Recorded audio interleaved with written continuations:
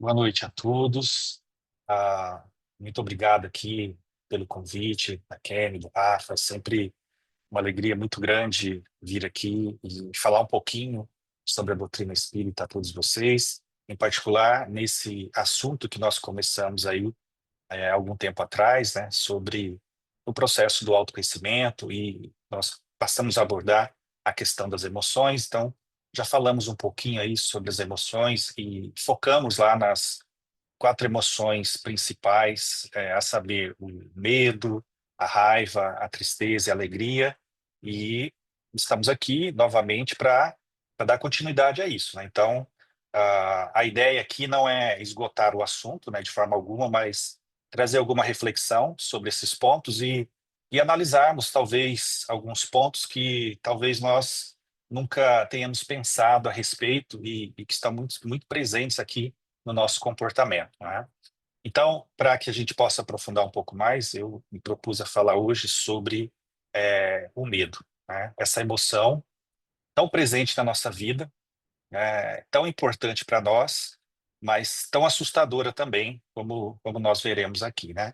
De antemão, gostaria de dizer que os livros de referência que eu utilizei para fazer a minha fala aqui são os livros, o livro da Joana de Ângeles, né, Conflitos Existenciais, onde ela vai falar sobre o medo. O livro também do Marlon Riqueidal, que eu acho que é uma referência, né, O Cultivo das Emoções, muito interessante. E o livro do Mirai Lopes, que é um psicólogo cubano, chamado Quatro Gigantes da Alma, onde ele vai falar sobre o medo, a ira, o amor e o dever, né? Então, começando, como sempre, as nossas reflexões, o que é o medo, né?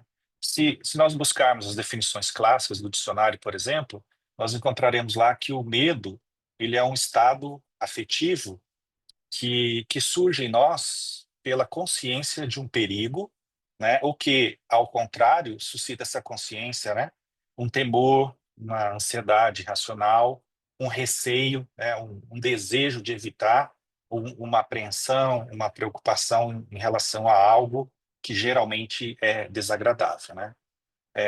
Se buscarmos na psicologia, nós vamos encontrar a definição de que o medo é uma emoção primária de defesa, que é provocada por uma situação de perigo, que pode ser real, né, antecipada pela previsão. Então, estamos diante de um perigo iminente, a gente olha e fica com medo, né? Ou também pode ser evocada pela lembrança ou produzida pela imaginação. Mas, de forma simples, nós poderíamos dizer que o medo ele é um estado de insegurança que se apresenta em função de algo que ocorre em nós, externamente ou internamente. Externamente, muitas vezes acionado por um gatilho externo. Por exemplo, algo que presenciamos e nos remete a um estado de alerta, de fuga, de paralisação. Pode ser um assalto, pode ser um acidente, pode até mesmo ser a notícia de uma doença. A gente vai ao médico e o médico fala: olha, você está com essa doença, ou o seu familiar está assim, ou assado, e isso nos remete a um estado ali de alerta interno. Então, nós estamos vivenciando algo e isso aciona os nossos mecanismos de defesa, de luta, de fuga, de apreensão. No contexto interno, ocorre de forma inconsciente, ou seja, sem que a consciência ela tenha participação naquilo. Pode ser um complexo que constela, nós já falamos aqui do complexo, né? Ou seja, aquele complexo afetivo lá da infância, um complexo materno, paterno, de inferioridade, enfim. Pode ser um complexo que constela em função de uma cena que nós vimos, né? De algo que alguém falou. ah, Pode ser também uma influência espiritual, né? Então, a pessoa está sofrendo um processo de obsessão, ela começa a sentir um medo inesperado, né? Ou ainda pode ser uma fobia que está instalada, né? Como, por exemplo, a síndrome do pânico, né, que sem razão aparente a pessoa começa a sentir um medo extremado. Então, aquilo ocorre sem a participação da consciência, ocorre de forma inconsciente, né? Pode ser um processo também de agorafobia, né, onde a pessoa tem medo de multidão, né, e ela estando ali no meio da multidão, ela sente um medo enorme, né? Sem ter a participação da consciência, sem saber ao certo por que ela está sentindo aquele medo, né? Então vejam que o medo, perdão, é a primeira emoção em termos de desenvolvimento humano, antropológico, né? É uma energia de preservação que é absolutamente necessária à nossa sobrevivência e está em nós, né, por motivos diversos que já falamos aí no passado, porque existe um projeto divino das emoções para o nosso desenvolvimento. E claro que o medo é, vai se apresentar em intensidades, em muitas particularidades em cada indivíduo, e claro, vai produzir tanto benefícios, que nós vamos ver aqui, para a nossa preservação, mas também prejuízos, né? Conforme aqui as circunstâncias da vida, conforme a nossa compreensão sobre essa emoção, tá? Geralmente o medo, ele pode ser associado à fraqueza, né? Inferioridade, principalmente no mundo de relação, de aparência, né? Na sociedade, para o coletivo, né? E o medo, ele pode se apresentar de forma muito ruim, muito destrutiva, para as pessoas menos avisadas, né? Para as pessoas que estão distraídas perante a vida, para as pessoas que não se conhecem. E por isso que nós estamos falando e recomendando essa bibliografia sobre as emoções, porque elas são importantes para a gente se conhecer. Então, o autoconhecimento passa pelo conhecimento das emoções, pelo conhecimento dos sentimentos. Então, se nós estamos distraídos, não prestamos atenção nisso, né, nós podemos sofrer, né? Nós, não conhecendo ali a dinâmica do medo, ela vai se tornar destrutiva para nós. Agora, se nós conhecemos a sua dinâmica, entendemos e acolhemos essa dinâmica, ela se torna divina na sua função e ela cumpre o seu objetivo. Porque o medo, ela tem essa função de sobrevivência, né? Porque sem o medo, a nossa espécie ela não sobreviveria ao longo do processo evolutivo. Mas também, se nós fôssemos dominados por esse medo, também não chegaríamos ao atual estado da humanidade ao qual nos encontramos, né? Então vejo que quando nós analisamos essa questão do medo, nós vamos perceber no medo um impulso de defesa, que no primeiro momento vai nos mostrar que ele tem uma função muito importante na nossa vida, que é de preservar a nossa existência, a autopreservação, né? Diversos cientistas, vamos dizer, que, como o Paul Ekman, o Goleman, né, que escreveu Inteligência Emocional, que a maioria das pesquisas, né, que existem acerca das emoções estão focadas no medo, porque o medo é uma emoção muito fácil de ser despertada em praticamente todos os animais, inclusive em nós, seres humanos, né? A Joana de Ângeles também vai falar em vários momentos sobre a questão do medo, né? Então ela vai dizer que o medo é essa primeira emoção que vem nos acompanhando aí desde que o princípio inteligente começou a se desenvolver, trazendo ali em nós as sensações primárias dos prazeres, da alimentação, né?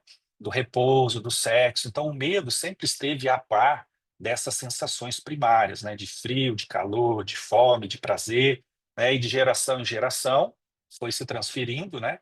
Até que nós chegássemos no momento atual, onde o medo ele passou a ter uma conotação um tanto quanto diferente, né? Muito voltada para a questão do pavor, do receio e das fobias, né? Como é que a gente identifica o medo? O medo, ele geralmente ele é acompanhado por reações orgânicas. E aí o nosso sistema nervoso autônomo, ele prepara o nosso organismo, ele prepara o nosso corpo para essa situação de emergência, né? Essa preparação das defesas, né, que geralmente elas são traduzidas em atitudes de luta e de fuga. Mas pode ocorrer também uma certa paralisação ou até mesmo um congelamento do indivíduo, né? Então, muitas vezes, diante do medo, nós podemos fugir, né? Uma sensação de luta e fuga que vai ligar aqui em nós o nosso sistema adrenérgico, teremos adrenalina, cortisol, etc. Mas também pode ocorrer do indivíduo paralisar ou congelar, né, como sendo uma fuga também, mas não uma fuga para fora, uma fuga para dentro, onde o indivíduo ele congela a ação, porque ele vai tentar evitar ou rejeitar a vivência consciente daquela situação difícil, né? Veja que interessante, até em alguns casos onde a pessoa ela sofre uma síncope, né, um desmaio, ela não quer enfrentar. Então, é como se o espírito falasse assim: eu não quero ver isso aqui, aí a pessoa desmaia. Então, ela deixa o corpo, né? Deixa o corpo momentaneamente porque ela não quer experienciar aquilo ali. É uma fuga, né? Assim como a gente também está no mundo espiritual e, de repente, uma situação difícil lá de trabalho, a gente muitas vezes acorda assustado, tem um pesadelo, porque o espírito entrando lá nas regiões umbralinas ou com os afetos do passado, ele sente medo. Sentindo medo, a gente corre para casa, né? E a casa do espírito é o corpo, então a gente acorda assustado ali, né? Então, essas reações são comuns, porque é uma forma de defesa psíquica, né? O nosso sistema nervoso, ele efetua esse congelamento interno.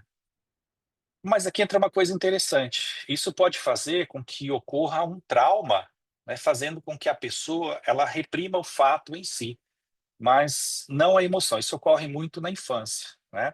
Então a pessoa sofreu lá um trauma muito grande, então ela pode reprimir o fato, apaga da memória, o cérebro apaga o fato em si, mas aqui tem algo interessante. A emoção, ela não some. A emoção, ela permanece viva até que ela seja vivenciada e superada. Por isso que ocorre muitos gatilhos em determinadas situações que a pessoa não consegue explicar. Muitas vezes a pessoa, ela vivencia um fato, ela vê alguma coisa e aquilo mexe com ela de alguma forma, né?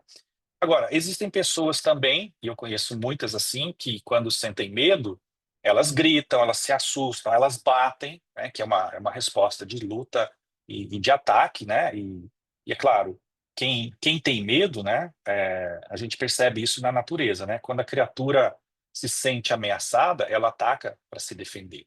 E muitas vezes nós agredimos o outro por nos sentirmos indefesos, por não querermos ser machucados, né? Porque estamos com medo, né? Ou também porque nós não queremos ser abandonados.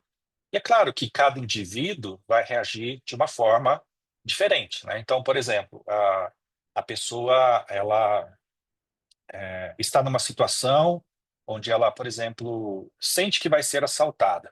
E aí nós podemos reagir de várias formas, né? Algumas pessoas podem sair correndo, né? Outras podem até agredir o agressor, né? O assaltante, ou a pessoa pode paralisar num comportamento ali que vai depender de cada indivíduo, né? E que muitas vezes a gente não avalia o risco ao qual nós estamos nos expondo, né? E aqui, claro, diante do medo, as reações orgânicas elas vão ocorrer. Então, nós vamos encontrar aí tanto o Goleman como o Paul Ekman e vários é, cientistas, escritores que falam sobre o assunto, dizendo que, como nós já falamos anteriormente, quando sentimos medo, né, o sangue ele passa a agir diferente no nosso sistema linfático, no nosso sistema corporal, né? Por exemplo, muitas vezes o sangue ele migra para as pernas para facilitar a fuga. O nosso rosto ele fica mais pálido, né, já que o sangue ele foi para outro lugar. O cérebro ele vai dar descargas hormonais que vão colocar o corpo em alerta, né, que vai deixar ali uma adrenalina mais disponível, um cortisol, enfim. E a atenção nossa ela acaba fixando-se na ameaça imediata para que a gente possa calcular de forma mais adequada a resposta que nós iremos dar, né? Enfim, as nossas mãos podem ficar mais geladas, podemos suar mais, né? A nossa respiração pode ficar mais ofegante, enfim, existem diversas alterações, né? E muitas vezes o nosso sistema digestivo também fica alterado, os nossos batimentos cardíacos, né? É só a gente lembrar de alguma situação onde nós sentimos medo, né? O nosso coração dispara, a nossa boca seca. Então, existem aí diversas alterações no nosso corpo físico. E ainda nós podemos perceber, né, que em muitas situações de estresse, o medo ele está ali como um pano de fundo, né? Então, o nosso corpo ele é um excelente termômetro, né? Muitas vezes diante do medo, né, o nosso intestino ele perde o controle, né? Bem como as vias urinárias elas entram em desalinho. Isso ocorre porque, em função do instinto de luta e fuga que está presente nos animais, nós temos essa herança, né? Isso é um sistema de defesa que faz com que nós nos livremos de tudo aquilo que possa atrapalhar a nossa fuga. Então, esse movimento é muito comum dos animais quando se sentem ameaçados, e no ser humano também. Muitas vezes, diante do medo, né, a pessoa pode ali perder o controle do intestino, né, das vias urinárias, né, e aí nós já vimos essas situações diante de muito medo, o que pode ocorrer com a pessoa, né? Bom, como eu falei inicialmente, eu estou seguindo esse livro aqui, não sei se por conta do acho que assim dá para ver, né? Esse livro aqui do psicólogo cubano Mirei Lopes, onde ele fala dos quatro gigantes da alma, e aqui ele tem um capítulo muito interessante sobre o medo. Na verdade, ele vai focar aqui o capítulo do medo, ele vai falar muito aqui sobre o medo, em praticamente 6 capítulos ele vai falar sobre o medo. E aí ele vai trazer considerações muito interessantes sobre o medo. Então ele vai falar assim, existem facetas do medo que nós não prestamos muita atenção. Por exemplo, ele vai dizer assim que a timidez tem medo por trás. Então ele diz que uma pessoa tímida é aquela que sofre de forma permanente uma atitude de medo perante o fracasso ou ridículo que ela possa sofrer, né? Então, muitas vezes, a pessoa fala, eu sou tímida, mas por trás daquela timidez tem o medo de se expor, tem o medo da exposição, né? Você pede para a pessoa fazer uma prece, fazer uma palestra, vai falar, mas eu sou tímido, né? Mas por quê? Porque tem medo ali por trás. Mas não é o medo de preservação da vida, porque acaso essa pessoa está correndo um risco ali de morrer nesse momento? Alguém vai atentar contra a vida dela? Né? Então, não é o instinto de conservação que entra aqui na questão. Aqui entra o ego adoecido que nós vamos falar. Então, o Mirei Lopes, ele ressalta muito isso, né? Então, atrás de uma pessoa tímida, muitas vezes existe uma pessoa com muito medo, né? Mas ele vai adiante, ele fala assim, olha, não é só nesse contexto, né? Por trás de uma pessoa tímida, existe isso, mas também por trás de uma pessoa que é escrupulosa, né? Ou seja, aquela pessoa que parece que tem muitos princípios morais, o moralista, que parece ser muito honesto, né? Então ele vai dizer assim, essa atitude de querer colocar os pingos nos is, implicitamente ali está mostrando uma dose de medo, mas também de agressividade, onde a pessoa, né, ela quer parecer que é muito honesta, muito justa, mas no fundo ele diz que essa pessoa muitas vezes é um pequeno covarde irritado, né? Ele vai dizer também que o pessimista, né, o pessimista também é um covarde que procura se justificar com razões aparentemente muito boas, né? Então, é o indivíduo que exibe ali o seu medo camuflado, né? Então, o pessimista, ele vai dizer que, além de tudo, ele é preguiçoso, né? Porque o pessimista, ele torce para que as coisas dêem errado, porque ele tem muito medo, né? Porque se der certo, e se der certo, eu vou ter que me aventurar, eu vou ter que me expor. Mas é isso se o pessoal descobrir que eu não sou tudo isso, que eu não sou bom o suficiente, né? Então, existe aqui um medo velado, uma certa covardia, né? Onde o indivíduo não dá conta de enfrentar aquela situação. Da mesma forma, ele vai falar do cético, né? Que é aquele indivíduo que duvida de tudo, né? E ele vai dizer assim, que o cético é o indivíduo que muitas vezes ele quer parecer ser algo quando na verdade ele não é, né? Então ele muitas vezes é arrogante, ele estima não estimar, e ele tem fé na falta de fé, ele valoriza a desvalorização, né? Então vejam, o Mirei Lopes aqui vai dizer que o cético é esse indivíduo que tem muito medo de reconhecer coisas que ele não sabe, né? Então o medo está por trás dessas coisas, mas ele vai além, ele fala também aqui do tédio, né? A pessoa entediada tem medo de ficar consigo mesma.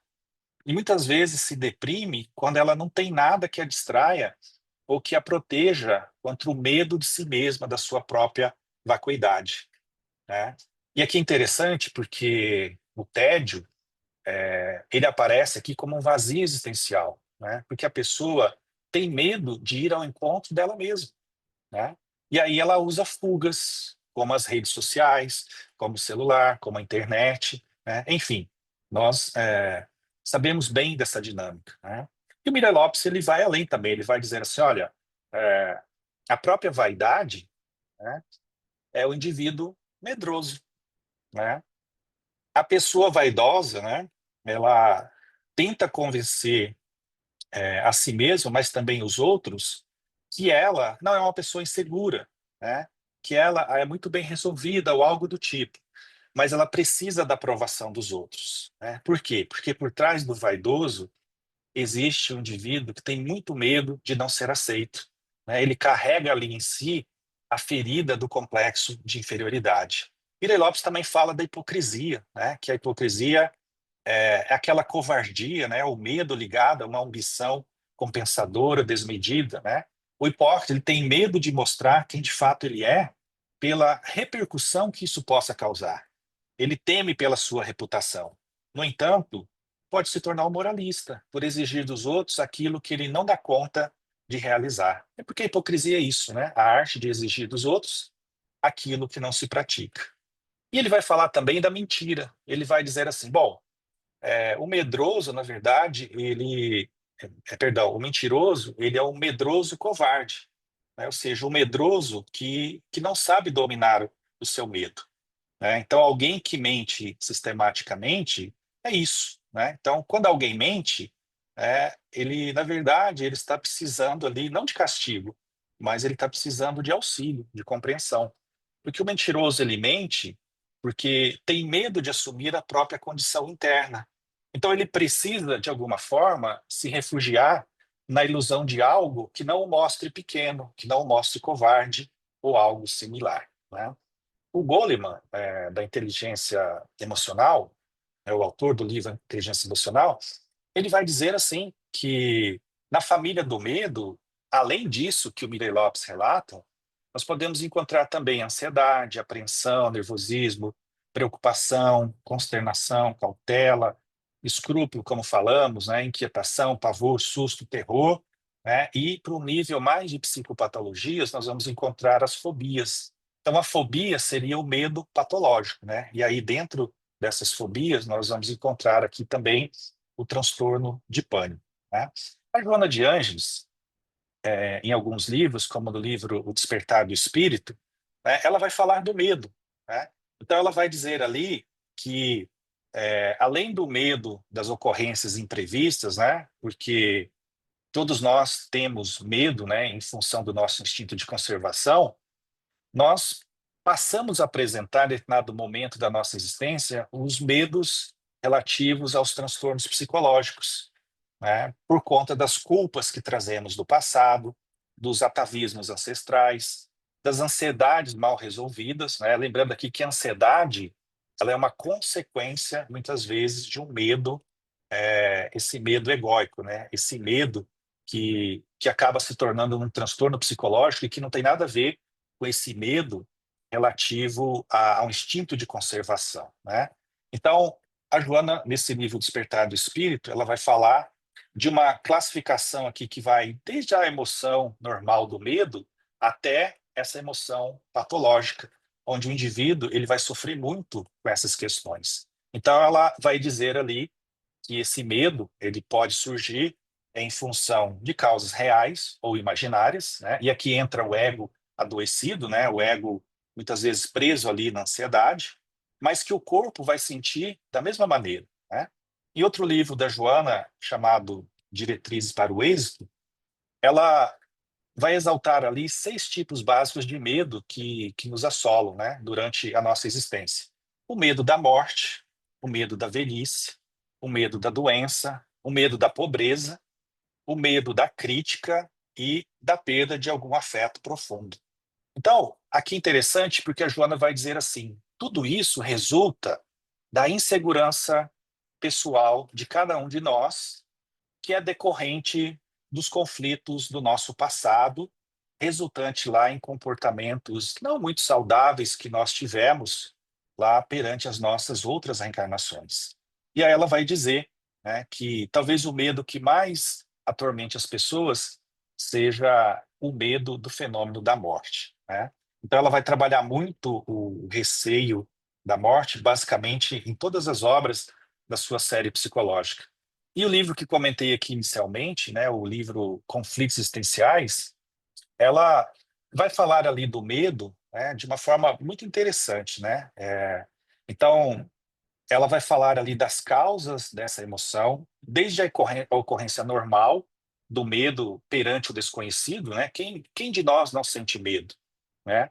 Mas vai falar ali também do medo que passa pelos condicionamentos, pelos fenômenos naturais da vida, como um tsunami, como um terremoto, como um hurricane, né? Algo do tipo, que aí na Califórnia é muito comum, um terremoto, lá na Flórida, né, os furacões ou algo do tipo, e ela vai falar ali dos fatores endógenos e exógenos que respondem ali pela questão do medo, né? Como eu disse inicialmente, né, os endógenos, eles estão relacionados àqueles comportamentos infelizes que nós tivemos em outras reencarnações, que estão lá impressos no nosso perispírito, estão lá no nosso inconsciente e que não fazem parte da nossa consciência. E aí, em algum momento, isso pode eclodir, seja por um processo de culpa, seja por um complexo de inferioridade, seja por um processo de obsessão, né? Então, aqui é importante separar que esses fatores endógenos, na verdade, eles seriam fatores auto-obsessivos, né? Que até mesmo a obsessão de um espírito está ligada ao processo auto-obsessivo, porque na auto-obsessão eu estou preso na culpa, eu estou preso no medo inconsciente, e isso, obviamente, vai atrair para mim aquele desafeto ou aquele espírito que eventualmente eu tenha prejudicado no passado.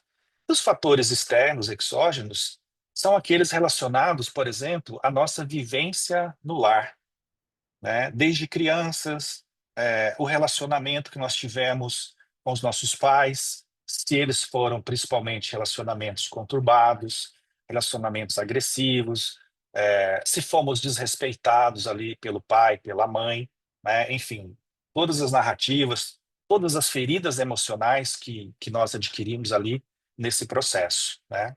Então, ela vai falar de outros fatores também relacionados ao medo, né? A perda de emprego, é, a perda de objetos valiosos ou de grande estima, a perda de uma afeição, da confiança nas pessoas e o medo de amar também, né? E ela vai falar do o medo do desconhecido, o medo do escuro, de pessoas, de multidões, de animais, de insetos, e aqui entram as questões das fobias de ordem inconsciente, né? São condutas fóbicas, o medo de adoecer, o medo de sofrer, né? Enfim.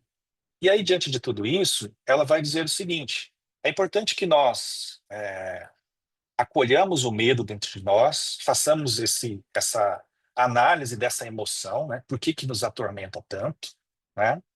E para que a gente possa, a pouco e pouco, nutrir-nos de autoconfiança, né, de entendimento da nossa imortalidade, da confiança em Deus, né, para que nós possamos ali, dentro da nossa imaturidade psicológica, evoluir um pouco mais, ou seja, sair desse estado de ego adoecido para um estado de ego mais amadurecido, né?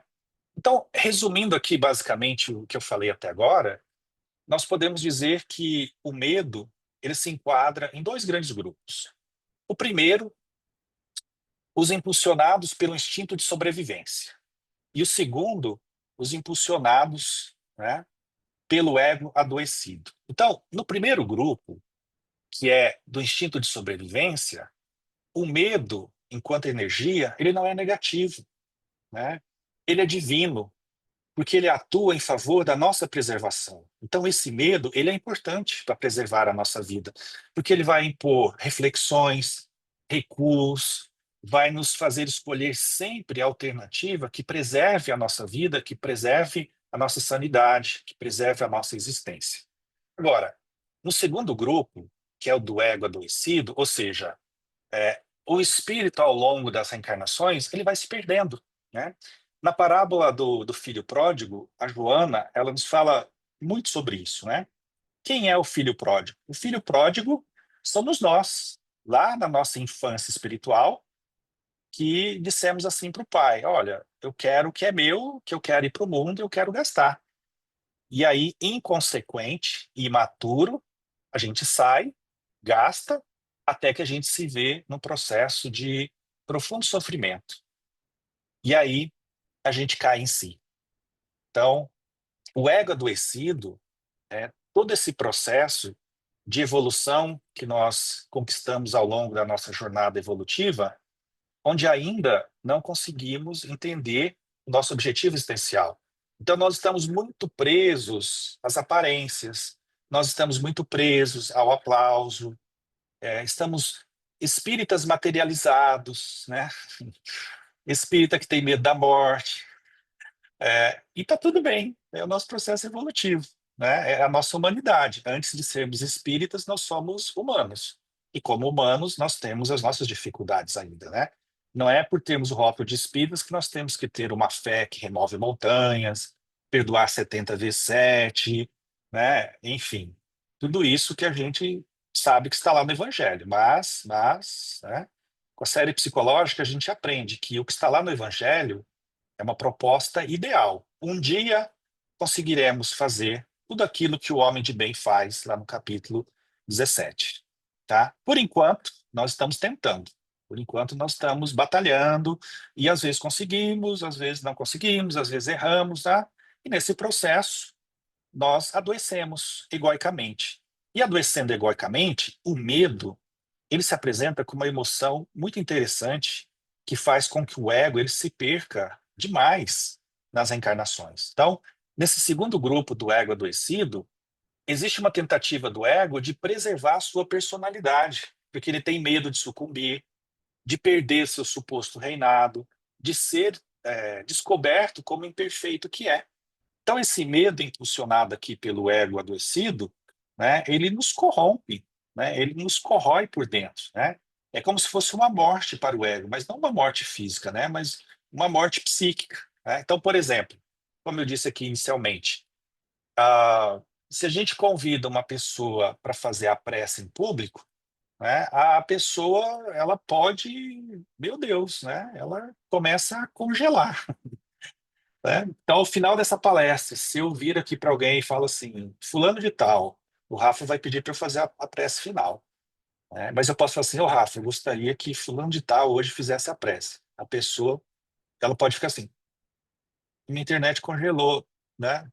Mas não é a internet que congelou. Às vezes a pessoa congelou por medo. Por quê? Medo de se expor, né? Medo de que talvez a minha prece não seja tão bonita quanto a da Kemi, quanto a do Rafa, quanto a da Ivone. E a gente começa a se comparar, né? E por quê? Porque existe um medo egóico. O que vão pensar de mim? E se descobrir que eu não sei fazer prece? Né? E se descobrir que eu não sou tudo isso ou algo do tipo? Então é o ego medroso que entra em cena. E a gente foge dessas situações. E quanto mais a gente foge, né, mais a gente precisa depois voltar a enfrentar isso, né? O mesmo vale, por exemplo, para uma palestra, né? Quando alguém é convidado para fazer uma palestra, né, ou alguma atividade onde irá se expor, né, a pessoa fala assim: ah, mas eu sou muito tímido, né? Ah, mas eu sou muito neófito, iniciante na doutrina. Faz 30 anos que a pessoa está na doutrina dela, mas eu, né? E tá tudo bem. Mas aí a pessoa precisa olhar para esse medo, né? Medo de expor, por quê? Né? Claro, quem expõe, se expõe. Mas a gente está com medo do quê? Né? Então, veja, o outro ponto que eu queria trazer relativo ao medo, que talvez abranja tudo isso, diz respeito ao seguinte: quando a pessoa cresce, e esse aqui entra nos fatores exógenos que a Joana fala do medo, quando a pessoa cresce no ambiente familiar, onde os pais cobram excessivamente a criança, né? Onde a criança é comparada, né? Onde a criança ali não recebe amor, carinho, afeto, o indivíduo poderá desenvolver o complexo de inferioridade, que vai gerar uma culpa, porque ela acha que ela não é boa o suficiente, então deve ter algo errado comigo, né? E aí na culpa temos raiva, raiva voltada para dentro, que eu vou falar mais na frente sobre a raiva, né? Não hoje, algum dia aí mais à frente, tá? E aí a raiva, ela é irmã gêmea ali do medo. Então também tem medo, né, de não conseguir atingir o que se espera da pessoa, então ela sente raiva dela. E aí, para que ela se sinta amada, valorizada, pode gerar o indivíduo que é o bonzinho. Então, o medo de não ser amado. Então, para eu me sentir amado, eu começo a falar sim para todo mundo e me transformo no bonzinho, que é diferente de bondoso. E isso pode progredir. Isso pode gerar no indivíduo também o perfeccionismo, né? Ou seja, eu preciso provar o meu valor. Ninguém acredita em mim, então eu preciso provar que eu sou valoroso. E aí o perfeccionismo, ele traz junto também a necessidade do controle, o que vai tornar naturalmente a pessoa ansiosa, né? E por que tudo isso? Tudo isso porque existe muito medo da pessoa falhar, né? Medo de não ser aceita, medo do que vão pensar de mim, medo de não ser boa o suficiente, de não ser amada, né? Então veja, como o medo atua aqui, fazendo com que a nossa vida ela seja muito complicada na vida adulta, né? E se a gente não se conhece, se a gente não olha esse medo, nós continuamos refém do nosso perfeccionismo, esse medo de falhar, sempre fugindo, usando de escapismos, usando aqui de bengalas psicológicas, né? E vejam que na maior parte das vezes nós não conseguimos entender de onde vem esse nosso comportamento. Ora, vem dessa emoção básica, né, desse ego adoecido. Não é o medo aqui de preservação do instinto de conservação que é importante, mas esse medo que o ego foi gerando, criando ao longo das existências, como a necessidade de ser aceito, como uma necessidade de ser amado, né? Então, caminhando aqui já para o final da nossa conversa, né? Vejo que quando esse medo ele é impulsionado pelo instinto de sobrevivência, está tudo certo. Ele está assumindo o papel que deve ser cumprido realmente por essa emoção e que deve ser estimulado, né? O espírito ele necessita do corpo físico, ele necessita cumprir uma tarefa. E aí o medo é essa emoção de proteção da vida, de proteção do corpo. Esse instinto primário que faz com que nós nos agarremos à vida orgânica com todas as forças. Por isso que no nosso desencarne é mais complicado, né? Se nós temos vitalidade, se nós estamos na juventude, né, com 30, 35 anos, 40, né, ali no auge, né, no apogeu da nossa vivência, nós vamos nos agarrar o máximo possível à nossa vida. Por isso que existe uma sabedoria do corpo envelhecer. Porque quando o corpo envelhece, né, o espírito ele não dá mais conta de habitar o corpo. Ou seja, pela fraqueza dos órgãos, o espírito, né, porque morrer é isso, né, o espírito, né, não é uma regra, mas se seguirmos esse processo da senectude, o espírito ele não consegue mais habitar um corpo que não tem vitalidade. Então, o espírito ele é expulso, na verdade, do corpo.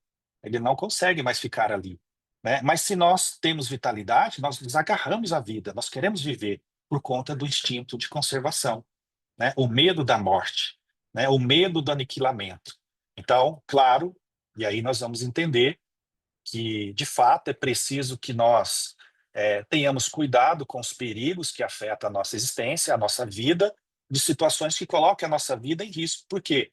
Porque nós precisamos cuidar do nosso corpo, porque sem o nosso corpo, o espírito ele não cumpre a missão que ele precisa cumprir.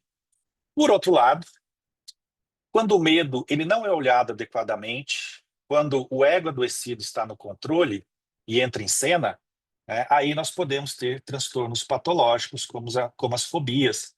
E aí precisamos refletir sobre alguns pontos, né? Quando esse medo do ego chega, por exemplo, o medo de fazer uma prece, de fazer uma palestra, o medo de se expor, o perfeccionismo, a necessidade do controle, a ansiedade que nos toma, né? Qual é o convite que está sendo feito aqui para a gente, né? O que está em jogo aqui, né? É a minha vida que corre perigo ou é apenas a minha reputação? Porque o ego adoecido ele está preocupado com a reputação dele. E aí nós poderemos avaliar se é o self, o espírito, que está tentando nos proteger de algo, ou se é apenas o ego adoecido que está com medo de ser desmascarado, de ser descoberto, de sentir vergonha, como o medo de não ser aceito, de não se sentir validado e tudo mais, né? Então, nos exemplos que demos aqui da prece, da palestra, do perfeccionismo, do controle da ansiedade, né? Nós poderemos pensar assim, mas qual é o problema se eu errar? né? São reflexões importantes para a gente encarar o medo, né? E se eu errar? E se eu esquecer o que eu iria falar? Mas e se a minha prece ela não for bonita, legal? E se não gostarem de mim, né? Será que o pessoal aqui hoje vai gostar do que eu estou falando, né? E se descobrirem que eu não sou tudo isso, né? De repente falaram para quem assim, olha, tem um palestrante muito bom lá no Allan Kardec Fellowship Society.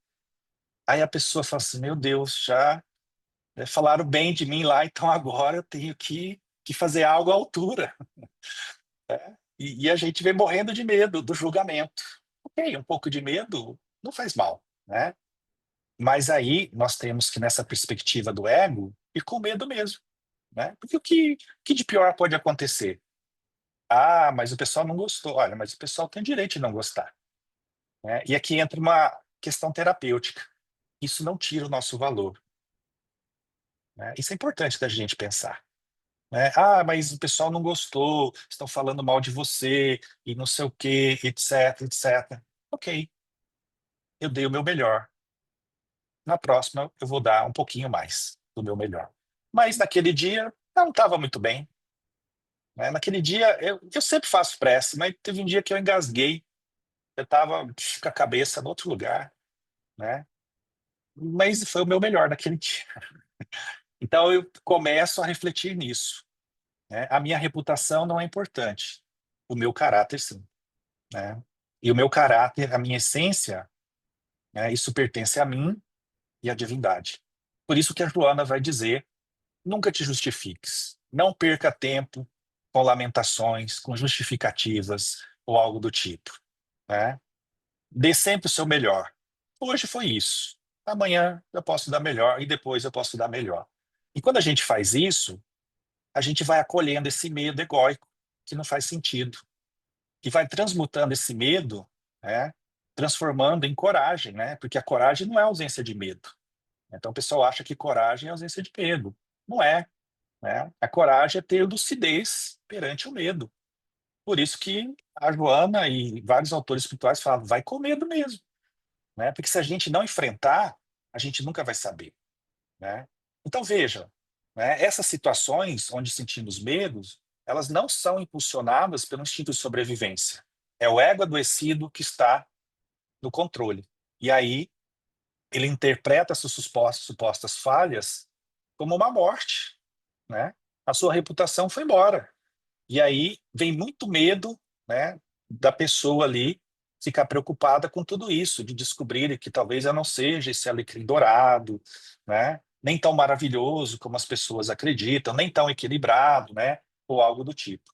E aí nós agimos com muito pavor por sermos descobertos, não conseguimos manter ali o nosso status quo de importante, de inteligente, ou algo do tipo, né? Então, essa sensação que o ego adoecido experimenta é muito dolorosa do indivíduo, né? E aí ele fica preso nisso, né? Ele fica preso nessas coisas, né? O próprio Marlon Reikeidal, no seu livro Cultivo das Emoções, ele vai dizer algo muito interessante, com várias coisas que ele coloca lá muito interessantes, né? Ele diz assim que nós ficamos muito preocupados de nos entregar porque o ego adoecido ele quer garantias para não sofrer, né? Então, olha que interessante. Eu quero garantias que eu não vou sofrer, que a minha imagem não será abalada, que a minha reputação não será abalada, né? Mas isso não é possível, tá? Então, nós ficamos ambicionando uma recompensa, um reconhecimento, um acolhimento, sem correr o risco da rejeição. Então, a gente não quer ser rejeitado. Então, olha a ferida primal aqui do abandono, da rejeição, de queremos ser amados, né? Nós queremos retornos sem fazer investimentos. E o próprio Mirei Lopes ele vai dizer, né? Quem renuncia a amar temendo o sofrimento que isso lhe possa causar, não é apenas um covarde, é um automutilador mental, né? Porque nós queremos ser amados, aguardando alguém que nos faça sentir especiais. E aí nós ficamos presos nesse ciclo, né? Aguardando os outros, né? Aguardando os outros, esquecendo que o que nos preenche internamente não está ligado ao quanto nós somos amados, mas sim ao quanto nós podemos amar. E para amar, e por isso que nós estamos falando o tempo todo nessas palestras, para amar, nós precisamos primeiro nos conhecer, ir para dentro, fazer essa viagem interna, conhecer as nossas emoções, fazer contato, acolher, para que o ego adoecido ele evolua para um ego mais maduro, mais estruturado, mais equilibrado, numa palavra que se aproxime mais do self, do espírito, do nosso Cristo interno, né? Então, se nós ficarmos presos nisso, né, nessa fase de maturidade, ao invés de enfrentar as nossas emoções, né, e de descobrir o nosso verdadeiro valor, nós vamos ficar presos aqui em pseudo-verdades. Nós vamos nos esconder aqui atrás de uma timidez. Eu sou uma pessoa simples, de uma suposta humildade, eu sou introvertido, e de tantas outras pseudo-virtudes que não são verdades.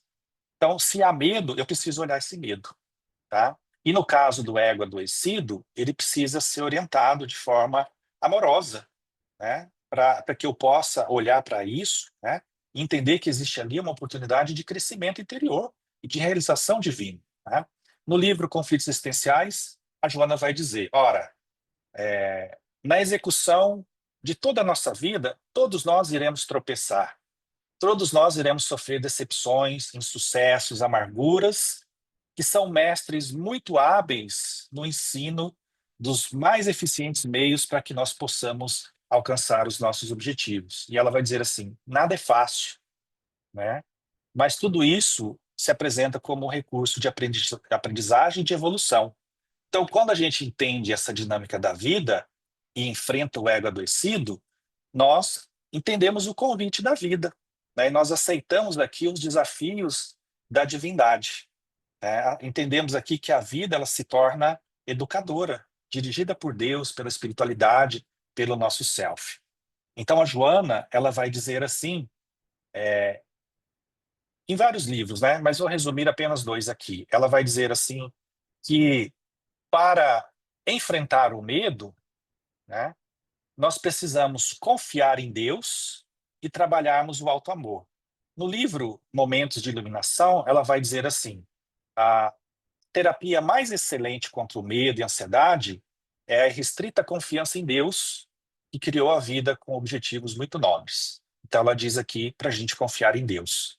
E lá no livro Conflitos Existenciais, ela vai falar sobre o amor como um antídoto eficaz para a superação do medo, né, e a sua eliminação.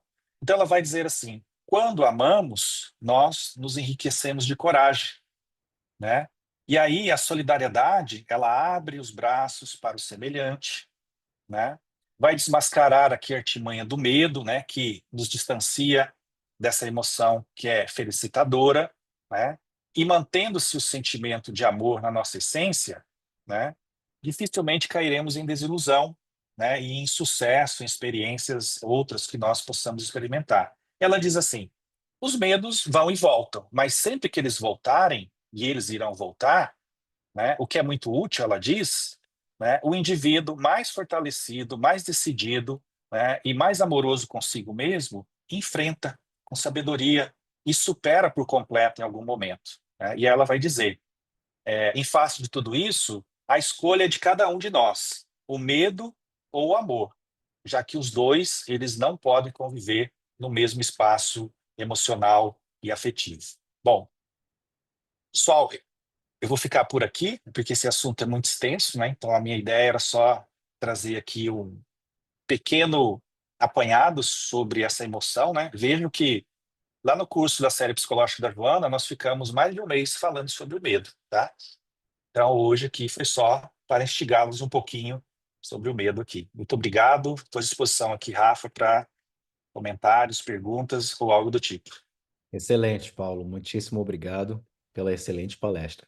Nós temos diversas perguntas hoje, então vamos ver se a gente consegue fazê-las em tempo. Primeira pergunta vem da Maria Helena. Ela pergunta: depois de ser muito desinibida numa fase da vida, eu fiquei com pânico de falar em público. Ficava em pânico, coração batendo, respiração rápida, horrível. Mas depois passou. Por que será que acontece isso? Obrigado pela pergunta. Acontece por conta disso, né? A gente não se conhece. Então, quando a gente vai ao encontro das nossas dificuldades, né? Ou seja, desse ego ainda adoecido, esse ego com medo de se expor, a gente vai percebendo que existem coisas em nós ali que a gente não sabia muito bem como que era. A gente achava que dava conta, mas aí quando a gente é desafiado, a gente percebe a dificuldade. E aí você fez uma coisa muito boa. Mesmo sentindo tudo isso, né, você foi, enfrentou, e superou. E é assim que tem que ser, né? Vai com medo mesmo, né? E isso é inerente a todos nós, né? Conta-se, Rafa, que numa pesquisa que fizeram para 10 expositores espíritas, perdão, para 100 expositores espíritas, eles tinham medo de falar em público. Então, 90 deles falaram que, que não tinham medo de que tinham medo de falar em público, né? E os outros 10 mentiram, né? Falando que não tinham medo de falar em público. Então, todo mundo tem medo de falar em público, né? Todo mundo tem medo da exposição, porque quando a gente se expõe, quando a gente se expõe, né? A nossa reputação está em jogo, né? Então, de 100 pessoas, 90 falaram, olha, eu tenho medo de falar em público. 10 falaram, eu não tenho. Então, 10 estão mentindo, porque, em tese, todos temos um certo receio. É claro que em algumas pessoas que já são mais equilibradas, mais confiantes em si mesmo, né? Talvez tenha um pouco de ansiedade apenas para começar, para falar, para que tenha um êxito ou algo do tipo, porque quem vai falar da doutrina carrega uma certa responsabilidade, né? E isso não pode virar um peso, né? Então, se você sente que isso está pesando muito, você tem que diminuir essa responsabilidade e passar para outras pessoas, né? Mas tanto quanto possível, né? Vamos encarar aqui aquilo que eu comentei. Dê o seu melhor, não se compare aos outros, né? Existem muitas pessoas se comparando ao Divaldo. Essa comparação não é justa, né? O Divaldo foi preparado para isso, né? O Divaldo, ele tem mais tempo de palestrante do que eu tenho de vida, né? Então, não é justa essa comparação, né? Então, ele é para isso. Nós somos para isso. Nós somos para aquilo outro, para aquilo outro. Então, cada um de nós precisa que enfrentar esses medos, né? Principalmente da exposição, da palestra, da prece, seja lá do que for, né? Mas os que estão mais aparentes aí para nós na doutrina espírita talvez sejam esses, né? E a Maria também pergunta se a timidez infantil está relacionada ao medo também. Pode estar relacionado ao medo, né? Com certeza. Muitas vezes, né, uma educação muito dura, muito arbitrária, pode fazer com que um espírito ali que já seja naturalmente ansioso, ele se feche cada vez mais, né? Então, muitas vezes, por conta dessa educação muito dura, às vezes, do pai ou da mãe, pode ser que a pessoa ela se feche. Agora, se os pais são amorosos, são bem tranquilos em relação a isso, essa característica é do espírito, né? Então, nós temos ali naturalmente um espírito que traz no seu bojo um certo medo, uma certa culpa, uma certa ansiedade, que os pais devem perceber e ir trabalhando isso aos pouquinhos, né? É importante que a gente faça essa avaliação, né? A gente acha que o espírito ele só vai mostrar suas características na vida adulta, né? E não é assim, né? A criança, desde cedo, ela já mostra ali, né, as encrencas que ela traz de outra vida. E aí, nós, como pais ali, precisamos agir desde o berço, mostrando o carinho, o afeto, muitas vezes até da gestação, né? Tomando muito cuidado com o que a gente fala na gestação também, mostrando para aquele espírito que ele é amado, que ele é desejado, né? Enfim, que existem muitos detalhes ali que o espírito está ouvindo, ele está presente, né? Muito obrigado. Uma pergunta que veio no privado. Poderíamos pensar que a natureza atávica do medo decorre do exercício de poder da humanidade? A religião tradicionalmente faz isso, não é? Uhum. Não necessariamente, né? Porque o poder é uma forma de tentar compensar esse medo, né? Todos os tiranos, eles são, no fundo, pusilânimes, eles são verdadeiros covardes, que usam o poder para constranger, né? Porque eles têm muito medo ali na sua essência, né? Então, o medo, ele está muito relacionado a esse processo evolutivo que nós sofremos de de não entendermos muito bem no início, né, Rafa, como que vai ser a nossa existência. A parábola do filho pródigo mostra isso, né? O espírito, ele se perde, e aí nesse se perder, ele, como filho pródigo, em algum momento ele cai em si, só que ele já está em sofrimento. E aí nesse processo de sofrimento, ele sente muito medo. Então ele começa a sentir medo de sofrer, ele começa a sentir medo de se aventurar, e aí isso pode ter várias consequências, né? O espírito ele pode abraçar ali a questão do orgulho, né? Que é onde vai se formar esse sentimento, colocando uma casca dura, que ele dá conta que ele é isso, aquilo, ou ele pode manter esse complexo de inferioridade ali por largo tempo, né? Então, por isso que nós encontramos espíritos que ora se assemelham a um e ora se assemelham a outro. Na própria parábola do filho pródigo, nós vamos encontrar isso, né? O filho mais novo com uma determinada característica e o irmão mais velho que já está ali, né, que já tem um certo intelecto, que já é mais maduro, mas ele é sagaz, ele ambiciona, né, ele é egoísta, ele é orgulhoso, ele não recebe o irmão de forma muito adequada, ele finge amor ao pai, né, ele finge que não foi beneficiado, né, então mostra ali várias características que o espírito pode adquirir ao longo da sua trajetória, né? Então, o medo que vem lá desde a nossa ancestralidade, do nosso atavismo dos animais, ele se encontra presente na nossa humanidade. Por quê? Porque nós somos frágeis, né? Jesus já dizia isso, nós somos mais frágeis do que maus.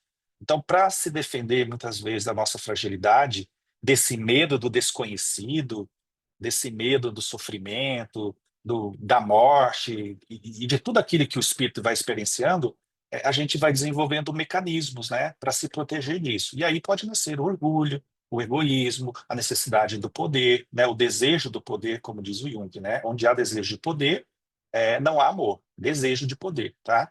Não há amor. E onde há amor, não há desejo de poder. Então, é complexa essa questão, mas muito interessante da gente se debruçar. Obrigado. A Ângela Dionísio pergunta: atribuir tudo ao ego como adoecido não invalida a hipótese de responsabilidade, de lucidez do indivíduo? Então, não de forma alguma, né? Porque o ego, se a gente for pensar em termos espíritas, é a personalidade encarnada, né? Então, eu estou Paulo, né? Então, eu estou numa condição egóica. Então, eu dou o que a minha consciência tem. Então, egoicamente, eu estou Paulo, mas eu não sou Paulo, né? Então, quando a gente fala do ego, nós estamos falando exatamente desse nível consciencial que cada espírito tem quando está reencarnado. Então, por exemplo, quando nós somos adolescentes, né? E eu acho que vocês aqui vão concordar comigo, na adolescência, a gente não sabe muito bem o que está fazendo, né? A gente quer salvar o planeta, a gente quer, enfim. Quando a gente começa a pagar uns boletos, quando a gente começa a ter uns fracassos amorosos, dificuldades no emprego, etc, tal, a gente vai vendo que a vida, a gente vai amadurecendo, né? E na atual idade a qual nós nos encontramos, ouso dizer, apesar de que existem muitos adultos não praticantes, né? Mas ouso dizer que, como regra, como pessoas mais amadurecidas, o nosso ego ele está melhor estruturado, ele está mais maduro. Mas ainda, talvez existam questões que a gente não saiba muito bem como lidar, né? E à medida que a gente vai evoluindo, né? Ou seja, na próxima encarnação, na outra, com certeza nós construiremos egos, né? Personalidades encarnadas mais maduras, mais sábias, né? Então, o sentido do ego aqui não é fugir da responsabilidade, ao contrário, né? É mostrar que a personalidade encarnada, né, ela está numa vivência egóica. Essa definição de ego, muitas vezes, ela sofre uma confusão, né? Porque o ego, dentro da psicologia analítica da Joana de Ângeles, né, tem esse sentido de mostrar que o ego é a personalidade encarnada, né? Comumente, nós ouvimos por aí, isso é ego, né, mostrando que parece que é outra coisa dentro de nós que foge, né, algo não. A gente tem que entender o conceito de ego, né? Então, por exemplo, a gente ouve muito isso, né? É preciso matar o ego. Não, se você matar o ego, você vai esquizofrenizar, né? Porque é o ego que faz a ligação dos conteúdos inconscientes para a consciência. Ou seja, é o ego, a personalidade encarnada aqui, que quando eu acordo todo dia, eu sei quem eu sou, né? Onde eu trabalho, onde eu moro, o que eu faço e tudo mais. Isso é a personalidade egóica, né? E a personalidade egóica, ela tem muita relação com o grau de evolução do espírito. Quanto mais evoluído é o espírito, mais o ego é estruturado, mais o ego é maduro, né? Quanto mais infantilizado, quanto mais materializado é o espírito, mais infantilizado é o ego, né? Mais adoecido é o ego, né? Então, não sei se deu para entender essa explicação aí, mas não quero me alongar muito aqui, Rafa, por conta do tempo, mas fica à vontade aqui para responder depois, offline também, se for o caso, tá? É legal. Em questão do tempo, nós vamos fazer mais duas perguntinhas, mas a gente pode enviar o restante das perguntas para você para tentar ver se você pode responder online. Claro. Primeira aqui é da Tabata. Sabemos que podemos distinguir um pensamento nosso de um invasivo através do autoconhecimento. No entanto, como distinguir se um pensamento amedrontado, recorrente de tempos em tempos, é um alerta benéfico para prestarmos atenção naquilo, ou se é medo instigado e maléfico por influência espiritual negativa? Essa é uma boa pergunta, né? Então, como diz o Kardec, a gente precisa olhar se no primeiro momento aquele pensamento é meu, né, ou se ele é sugerido. Independente desse pensamento ser meu ou se ele é sugerido, eu vou sempre fazer essa pergunta aqui que eu acho muito interessante dentro da psicologia, que é assim, não pergunte por quê, né? Pergunte sempre assim, qual é o convite que isso aqui está me fazendo, né? E deixa ali, né? Isso aqui é algo que de fato é importante para a minha vida, isso aqui é algo que realmente importa para a minha sobrevivência psíquica, ou é apenas um delírio relacionado à minha reputação, né? Talvez a gente tenha dificuldade para responder essa pergunta, tá? Mas é importante que a gente faça, é importante que a gente reflita sobre isso, porque é só dessa forma que a gente vai se conhecer melhor, né? Porque muitas vezes, dentro da doutrina espírita, a gente racionaliza as coisas, né? Então, por exemplo, para a gente não admitir que a gente tem dificuldade com o perdão, a gente nega que está magoado com as pessoas. E não deveríamos fazer isso, mesmo sendo espírita, né? Se a pessoa fala assim, se a Ivone vira para mim e fala, Paulo, você me perdoa? Eu sou palmeirense, o Palmeiras perdeu para o Flamengo, e a Ivone foi lá e tirou sarro no meu WhatsApp. E eu sou um espírito muito mundano ainda na questão do futebol, né? Eu falei assim, não, Ivone, olha, não te perdoo, estou magoado ainda. Talvez semana que vem, né? Então eu tenho que ser honesto comigo e com a pessoa. Ao invés de eu falar assim, não, tá tudo bem, e não tá. E aquela mágoa, ela fica. E aquilo faz mal para mim, né? Então, essa pergunta que você fez aí, ela é delicada, ela não é fácil. Eu preciso me debruçar sobre isso. Eu preciso pensar, refletir, e olhar essas questões que eu comentei, né? Isso está relacionado realmente à minha essência, ou eu estou preso aqui no que vão pensar de mim, na minha reputação? O que está em jogo aqui? Né? É o meu caráter ou é a minha reputação? Talvez a gente consiga daí. é, Veja, por mais que eu saiba a resposta disso, não é fácil de digerir, viu? Porque por mais que eu saiba assim, é a minha reputação que está em jogo, mas está doendo, né? Está doendo. Porque a gente não quer que os outros falem mal da gente, né? A gente não quer que nos critique, a gente quer ser amado. A gente quer ser amado, né? E à medida que a gente vai entendendo isso, a gente vai se libertando disso, porque nós não precisamos ser amados, né? A gente precisa se amar. É diferente. E aqui tem um aprendizado muito difícil para todos nós que a Joana de Andes está tentando nos passar, e não é fácil. É muito difícil isso. A criança precisa ser amada, mas o adulto não. O adulto precisa se amar. Por isso que Jesus disse: amar a Deus e ao próximo como a ti mesmo. Como você se ama? Se você está se amando, você está cuidando de você, não é egoísmo, tá? É, do ponto de vista aqui que nós sempre colocamos, tá? Não são questões fáceis, mas que a gente precisa começar a elaborar em algum momento, né? E aqui vai uma dica boa da Joana, né? A gente precisa aceitar essa humanidade nossa, com os nossos atropelos, as nossas dificuldades, excrescências, para que lá na frente a gente atinja a santidade. O espírito não dá salto de evolução, né? Está lá no livro dos espíritos, né? Do átomo ao arcanjo, tudo se encadeia no universo, né? Mas não existem saltos quânticos de evolução. A gente tem que ver a nossa humanidade. Espírito de mundo de prova e expiação, é isso aí. Nós, né, Ivone? Nós estamos na série C do campeonato. Não adianta querer ir para a série A. Nós estamos lá, né, no nível inferior ainda. Mas somos filhos de Deus, né? E logo, logo chegaremos lá. Me desculpe pelo seu Palmeiras. Eu A sou Palmeiras também, viu, Demar? última pergunta aqui da noite, pelo horário, é uma privada. Sabemos que medo é uma emoção natural humana e não humana. Será que podemos realmente estipular limites tênues entre o medo e outras emoções que caracterizam o tímido, o mentiroso, por exemplo?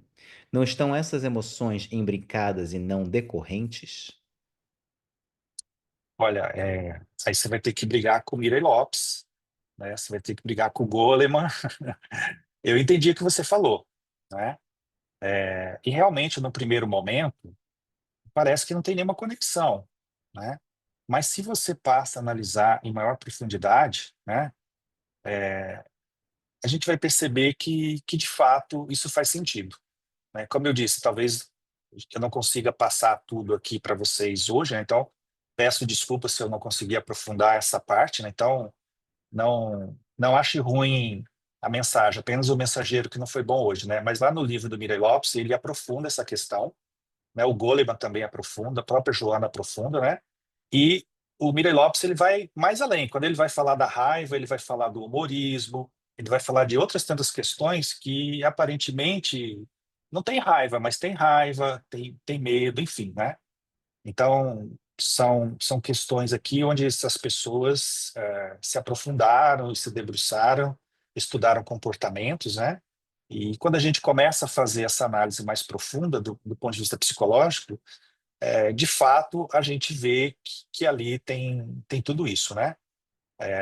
Que faz sentido realmente isso, né? E a própria Joana de Anjos, ela também vai corroborar essas questões, né? Citando, inclusive, o Mirei Lopes em seus livros e o próprio Divaldo nas suas palestras, né? Eu entendi o que você disse, né? E realmente a gente precisa se debruçar, estudar mais essa literatura, né? Do Goleman, do Mirei Lopes, do Paul Ekman, enfim, o Damasio e tantos outros estudiosos aí sobre o assunto.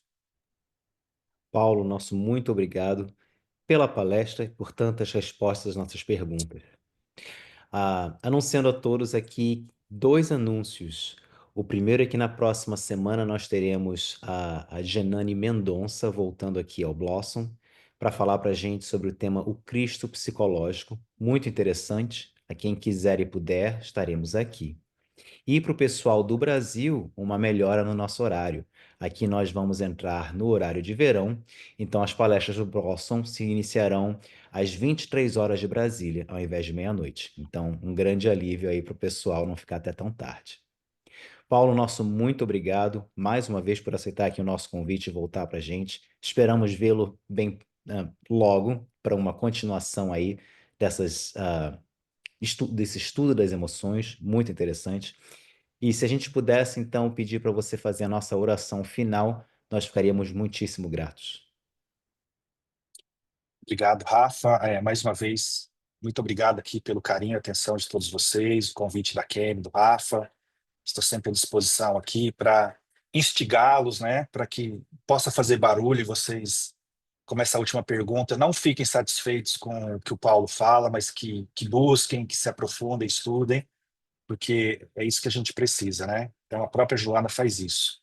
Então, muito obrigado a vocês e agradeço também a espiritualidade, Agradeço a Deus, a Jesus, a todos os mentores das nossas casas de oração, pela oportunidade de estudarmos, refletirmos essas questões, de estudarmos a doutrina, para que possamos conhecer em maior profundidade a nós mesmos. E, como sempre, agradecemos a Jesus pela doutrina que consola os nossos corações, que ilumina as nossas mentes e que nos permite fazer esses voos maiores para dentro de nós mesmos. Amado Mestre, a tua bondade e teu amor, sempre por acréscimo de misericórdia, abençoe e ampare a todos nós, hoje e sempre. Graças a Deus, que assim seja.